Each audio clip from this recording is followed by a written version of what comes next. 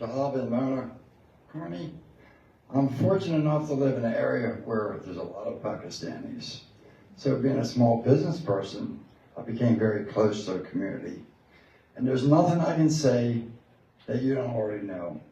But what I will say is the time to strike is now. We have a president who isn't in a basement. We have a president who's getting involved in world politics. And as this gentleman in the yellow said, you can have all the Zoom meetings you want, but nothing gets done. We need somebody to get in front of President Trump and let them know what's going on in Kashmir. As you said about Gaza, everybody knows what's going on in Gaza. Everybody knows what's going on in Ukraine. Kashmir is somehow buried behind the headlines. So in 1339, Shah Mir became the monarch of that area.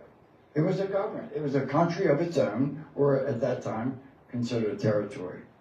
So, you know, I hear people say it needs to be recognized or it needs to be resolutions.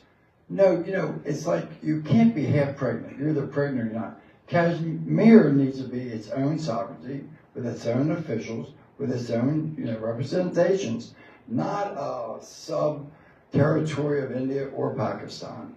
Because until then, I mean, take for instance the country of Nepal, which is right next door.